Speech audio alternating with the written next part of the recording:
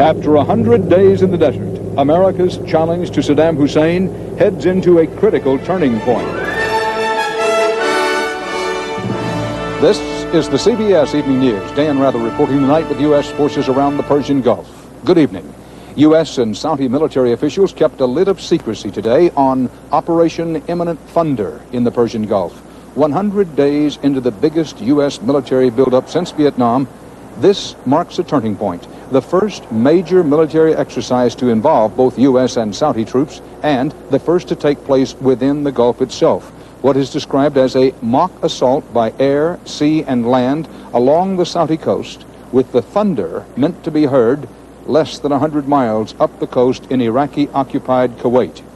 In Washington, at the UN, and in Europe, President Bush and his aides renewed their campaign to get international support for the threat of imminent force against Iraq.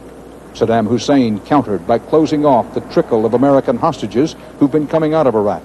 Correspondent Alan Pizzi in Baghdad begins our report. 100 days into the Gulf crisis, there are two kinds of hostages in Iraq: ordinary citizens and American and other Westerners, all learning to cope. We'd like to let the people in America know that we're coping with these situations and hanging in there. Iraqis are trapped in the tunnel vision of a dictator bent on reshaping the Arab world. The people cannot change anything here, so they labor on, making goods they can't sell. Sanctions haven't yet visibly affected the street markets, but rations of rice and flour have been cut 20% in the last week. Even getting those means a long wait in line. Western diplomats believe Iraq may have less than 9 months' supply of food. Many of the available goods have been looted from Kuwait, but are priced out of the range of ordinary Iraqis. To live with sanctions, people already have to tighten their belts and lower their living standards. The real effect of sanctions will be felt not in the markets, but in the places foreigners don't see: the factories, military installations, and strategic sites. There, diplomats believe, spare parts are running out, machinery is breaking down. Brownouts are expected as power plants are affected. There have been reports of explosions at oil installations caused by poor maintenance. The textile industry is said to be running at between 5 and 10% capacity. Even water from the vital Tigris River needs imported additives to soften it for industrial use. Iraq's ability to purify tap water may also be affected soon. The only compensation, observers here believe, is that the more sanctions hurt Iraq, the better the chance that war won't come. But waiting and coping aren't easy for any of the hostages. It is telling on all of us. It would be nice to get the hell out of here before it perhaps does change. Alan Pizzi, CBS News, Baghdad. President Bush is flying tonight to Europe for talks that will center on the Persian Gulf crisis. Next week, he'll be here in Saudi Arabia, spending Thanksgiving with the troops. The president will try to win support from allies and from the troops here for his stepped-up challenge to Saddam Hussein. But he will have to overcome deepening uncertainty over what it is he wants to do, what is the goal, and why. Bob Simon reports on how American troops view their mission. Right! Right! Roger, go ahead and start bringing it forward over. It may look like war, it may sound like war, but it's not the real thing. Not yet. These men of the 82nd Airborne were the first U.S. ground troops to arrive here exactly 100 days ago. Their mission then was to defend a beleaguered ally. Now they've put on the war paint and are training to attack an enemy. Why? You know, we've got the world economy at risk. He needs to be stopped because he's a menace. I myself don't see the point, to tell you the truth.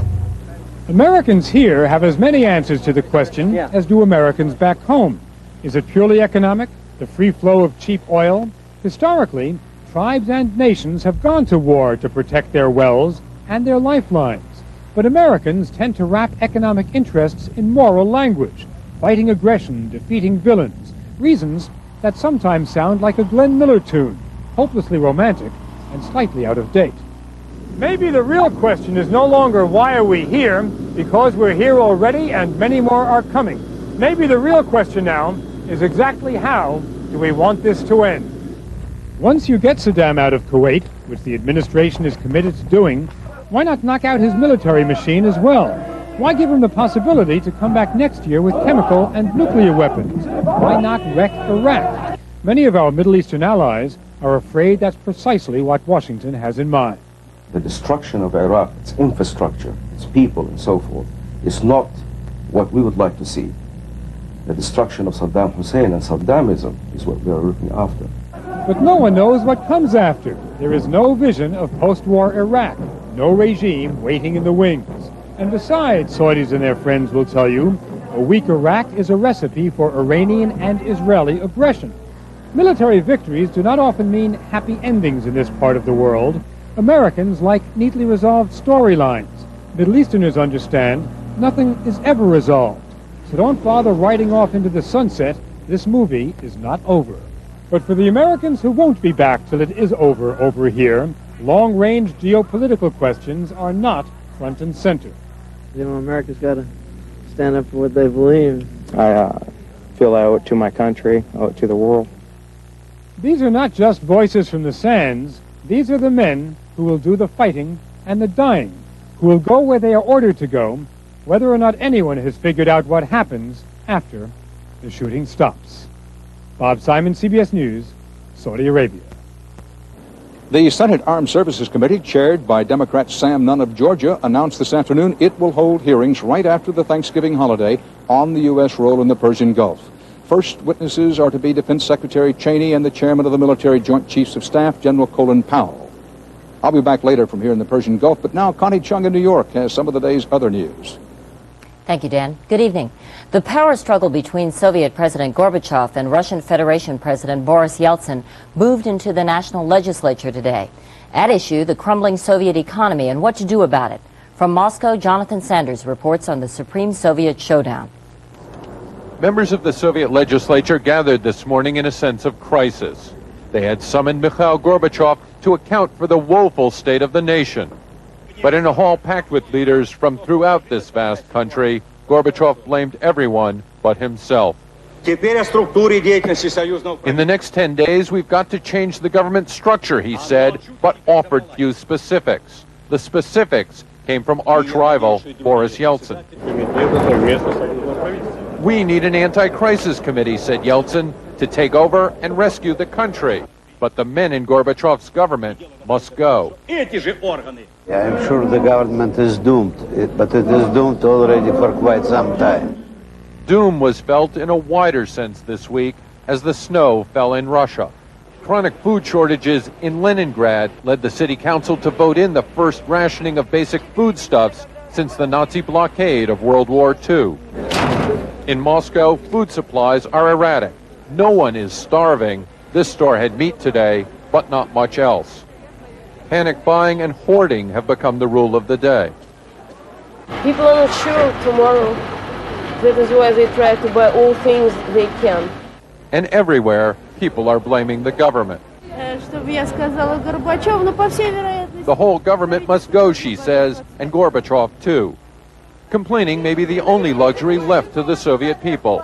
This week, they swallowed their pride, asking for emergency food aid from the West. Some of it is already on its way from Germany, a humble staple of Russian life, potatoes. Jonathan Sanders, CBS News, Moscow. We'll have more news in a moment, and Dan Rather will be back with more from Saudi Arabia 100 days after the arrival of the first American troops.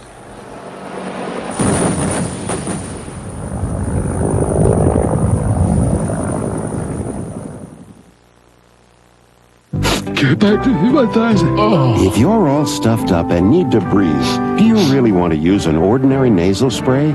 So much of its medicine will drip down into your tissue, where it certainly won't help you breathe. You'd be better off using Sinex Ultrafine Mist. It's twice as fine as ordinary sprays, so its medicine is concentrated where you need it. And you can breathe the way you want to. Sinex Ultrafine Mist. We don't drip down, we clear up. Do you have a friend or relative you'd love to be with this Thanksgiving, but can't? Send the Autumn Harvest Bouquet, only from your FTD florist. It's a great way to be there without really being there. Monday, I soak my dentures. Tuesday, I brush. Wednesday I soak. Wait, all you need is denture cream. Why soak when denture cream gets dentures nearly twice as clean? All you need is denture cream or fast-acting new denture foam. Every day.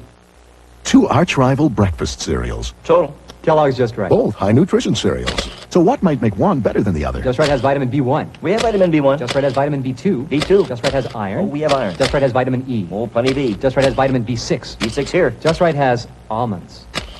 Just Right has sweet dates, plump raisins, plus 4 different tasty grains. Just Right has 2 out of 3 people preferring our taste, which means Just Right is just better. Kellogg's Just Right. It's the taste that makes it just better. Moments of high drama and maneuvering today in the Senate Ethics Committee. 5 of the best-known names in the U.S. Senate now under fire for their dealings with one of the biggest names in the savings and loan disaster. One by one, the accused senators began rising in their own defense today. Linda Tyra reports the latest on the Keating 5. Completing what amounted to a prosecutor's opening arguments, Ethics Committee lawyer Robert Bennett zeroed in on Senator Alan Cranston and the nearly $1 million in political contributions he received from SNL boss Charles Keating. At the time, Keating was engaged in a desperate struggle to get federal regulators off his back. On approximately 4 separate occasions, Senator Cranston accepted or solicited several $100,000 from Mr. Keating for Senator Cranston's voter registration groups, and that each of these 4 occasions was linked by time and circumstance to a request by Mr. Keating for assistance with the bank board. The 76-year-old California Democrat who plans to retire because of a recently diagnosed cancer insisted that all of his fundraising was proper and above board and denied Bennett's charge that he was bought by Charles Keating. I never recommended, much less demanded, that any government official do anything improper or grant any constituent any special favor. Cranston also asked committee member Jesse Helms to remove himself from the case, charging that by recently calling Cranston a, quote, water carrier for Charles Keating, Helms proved he's already made up his mind. Helms refused the request. I make no apology for what I said because it was true. One by one, 3 of the other senators under investigation responded to Bennett. Regal of Michigan attempted to refute charges that he played a greater role than he's admitted in helping Keating's Lincoln Savings and Loan. Any actions taken by the regulators or not taken by the regulators regarding the regulatory treatment of Lincoln was not caused or influenced by me in any way whatsoever. Glenn of Ohio and McCain of Arizona appear to be in better shape than the rest of the Keating 5. They both seized on Bennett's statements seeming to clear them of improper conduct. I can summarize it in a phrase. John Glenn does not peddle influence, period. I know I acted ethically and properly and in compliance with all applicable standards of conduct, including my own.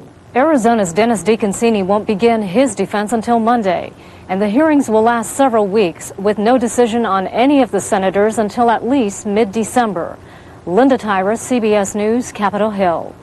The U.S. government's drug trafficking case against ousted Panamanian leader Manuel Noriega is now rippling through the U.S. court system. The U.S. Supreme Court is considering an emergency appeal concerning tapes of secretly recorded phone conversations Noriega had in prison. Noriega himself was heard from today, live and direct, in a courtroom in Miami. Doug Tennell was there. Dressed in the crisp general's uniform of a now defunct army, Manuel Noriega addressed the court in a resonant, powerful voice. He accused the U.S. government of harassment and psychological warfare and of holding him as a political prisoner. They have taken my money, he said, deprived me of my lawyers, videotaped me in my cell, wiretapped my telephone calls with my lawyers. The dramatic courtroom appeal followed a motion by his attorneys today asking Judge William Hoovler to drop the case against Noriega altogether. Noriega called a U.S. government promise to unfreeze some of his bank accounts a sham. He told the court he was penniless, and his lawyers said they can work for free no longer. When you would receive approximately half of the amount of money you need to run your office, you would go bankrupt very quick. The judge's decision to let Noriega be heard in court follows claims that CNN may have obtained audio tapes of some of Noriega's private conversations with his attorneys. The court has ordered CNN to turn over the Noriega tapes, but the network has not yet complied. In the meantime, the FBI is moving to get its hands on them. Agents went to CNN offices in Washington this morning in hopes of finding the reporter who obtained the taped conversations, to no avail. The FBI says it obtained some tapes and other materials from a hotel room of a CNN employee in Atlanta last night. The circumstances surrounding that seizure remain unclear. In his courtroom statement, Noriega reissued a slightly veiled threat. You would have to be a child, he told the court, not to realize this case implicates the highest levels of the United States government, including the White House. Today's court session simply raised more questions about how and when Noriega's case will come to trial. Doug Tennell, CBS News, Miami.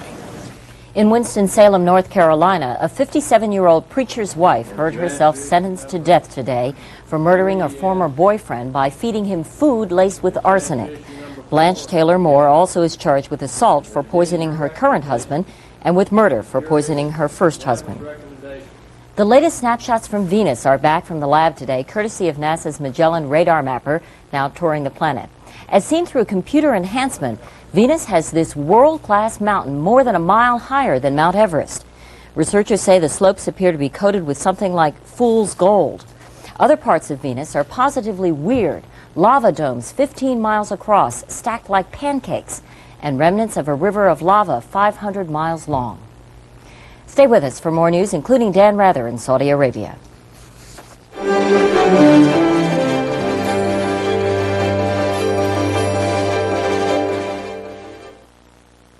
You're on your way.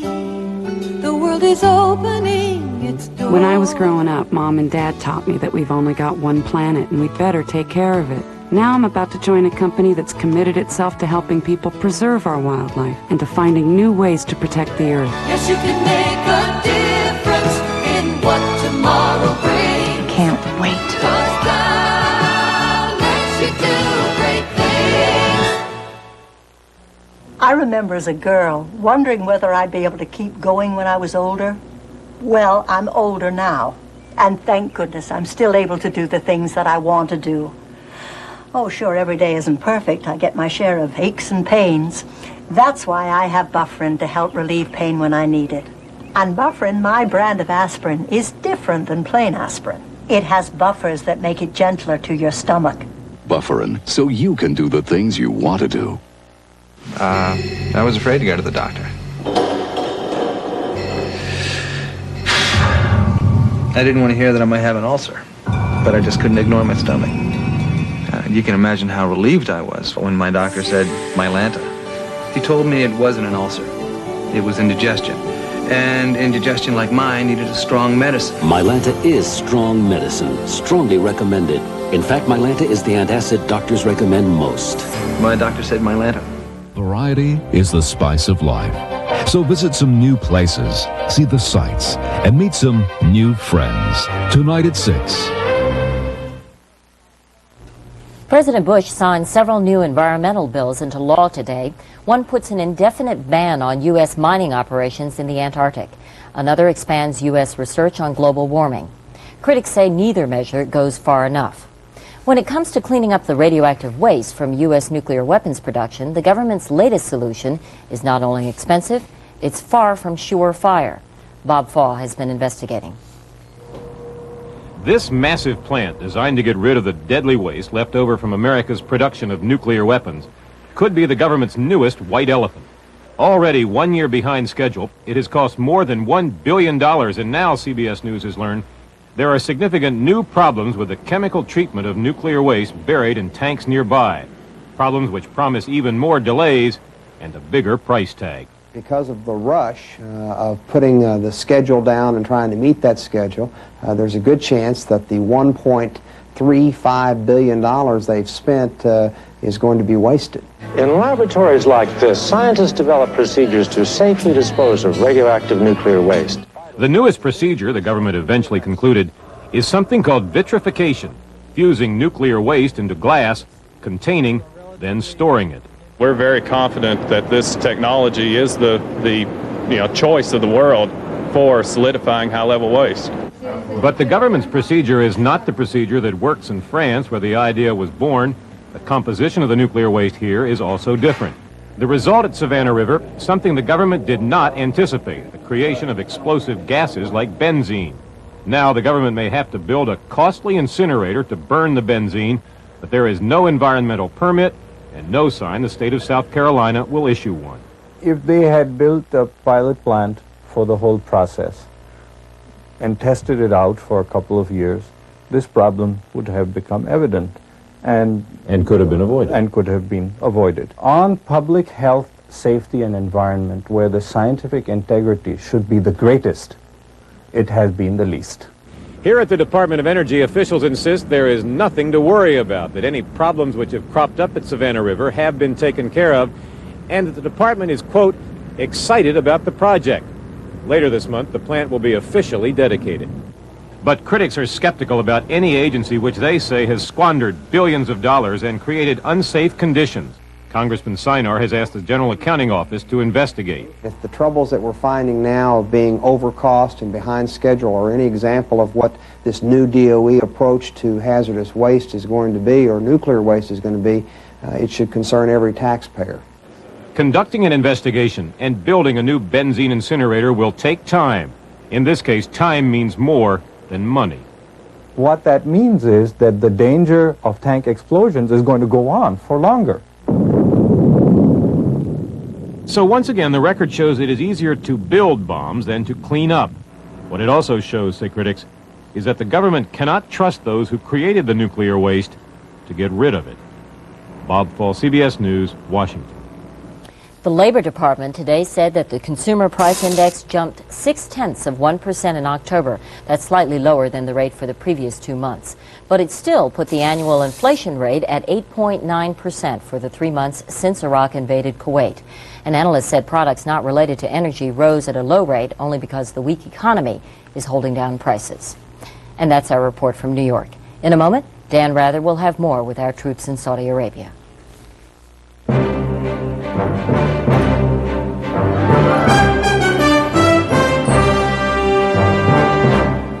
Presto has a great idea. Shoot some slices, shoot some shreds, shoot some salad, salad shooter. Now Presto has a great big idea. Professional salad shooter slicer shredder. Big capacity, holds a lot, shoots a lot. Powerful, fast, a variety of cutting blades so you can point and slice thick, slice thin, shred right into the bowl, even ripple cut. Chop, grate right where you want. Clean up easy, dishwasher safe, store anywhere. Salad shooter. Original, cordless, now professional salad shooter. And now the 6 o'clock report. Washington. We can't work unless you take something for that cold. I took that. Not that kind. Take contact. They're all the same. Contact is different. With 600 tiny Tide pills, contact is different. Contact lasts for 12 hours, up to 3 times longer than ordinary cold medicine, so there's a whole day's work in every contact. And now the 11 o'clock report. There's a whole day's work in every contact. Do you have a friend or relative you'd love to be with this Thanksgiving, but can't? Send the Autumn Harvest Bouquet, only from your FTD florist. It's a great way to be there, without really being there. How fast does your antacid start working? My heartburn, maybe 5 minutes. Ryopan starts in 2.2 seconds. Lab tests show that Ryopan Plus 2 starts neutralizing acid on stomach contact in 2.2 seconds. 2.2 seconds? Remember Ryopan. If it comes to war, Iraq will, of course, have the advantage of fighting on its home territory, plus possible advantages in tanks and artillery. The American answer to that is once again supposed to be superior technology, a satellite network designed to guide U.S. forces around the vast, trackless desert. But as of now, there are questions about whether that superior technology is ready for war. Scott Pelley reports. The president drew a line in the sand, and ever since, the troops have been trying to follow it. But Americans are getting lost in the desert, more than they'd like to admit. Have you ever been lost out here? No, but I have been disorientated. What's the difference? Marines don't get lost. But they do, and so does the Army, especially at night. We're pretty sure we missed our turn up there. mean, we couldn't see it when we went by it. Ironically, the United States has already spent about $9 billion to solve this problem. A network of satellites is beaming navigation instructions down to the desert night and day. But the soldiers in the field don't have enough receivers to pick up the signals. So with a push of the button, the network is called the Global Positioning System. The machine is telling you where you're at. Now it will be able to tell you exactly how to go, and it will give you steering directions how to get there. It's great. It works great. It's extremely important. But many units have no receivers. Those that do don't have enough. Because of budget and bureaucracy, the Pentagon hadn't planned on buying many receivers until the mid-90s. Now, frustrated desert troops are writing letters asking manufacturers to donate them. But the Army's top desert general says the equipment he has is enough. Navigation is a challenge. However, we are fortunate that we do have a number of systems that are integral to our organizations, such that they know precisely where they are. Well, some people that aren't accustomed to it have a lot of difficulty in it. 1,000 receivers are now being rushed to the desert, but that will cover only a fraction of the troops. So in Arabia, moving the guns in the right direction may depend on young soldiers mastering the old ways. Scott Pelley, CBS News, Saudi Arabia. And that's the news from our world tonight. We'll be here with these men and women of the U.S. military as they spend this season of Thanksgiving halfway around the world from home. Dan Rather for the CBS Evening News, with American forces around the Persian Gulf. Good night.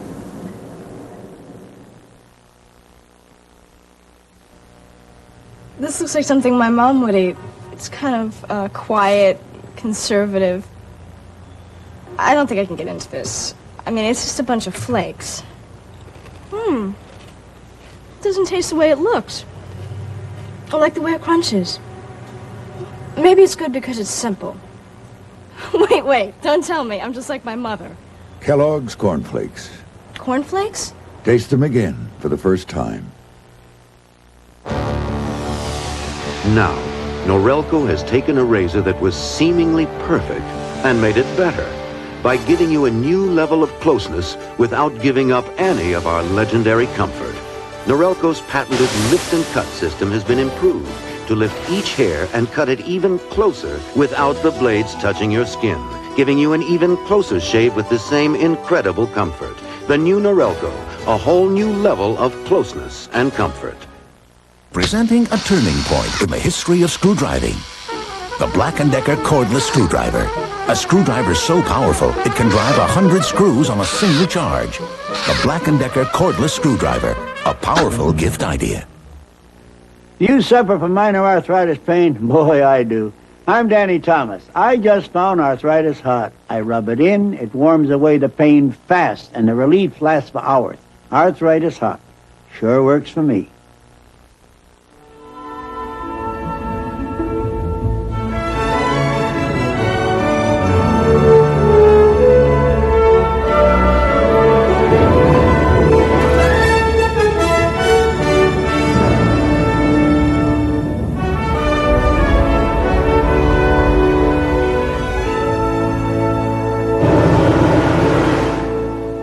Doubleheader. First, the resurgent Longhorns battle TCU. Yeehaw! Then a clash of SEC powers. Tennessee collides with the Rebels of Ole Miss Saturday. This is CBS. Good evening, I'm Vicki Yates. And I'm Chris Clark. Coming up on News Channel 5's 6 o'clock report, find out what the experts say it would take to give your children a great education. But how will we pay for it? That's a question that could be answered with higher taxes. We'll let you vote on that. And we'll visit a beautiful place during this gorgeous time of year. We'll have those stories, another Rocky Top guilty verdict, and our weekend weather forecast. The 6 o'clock report is next. Join us. Designer coats, leathers, furs, raincoats, kid coats, Burlington coat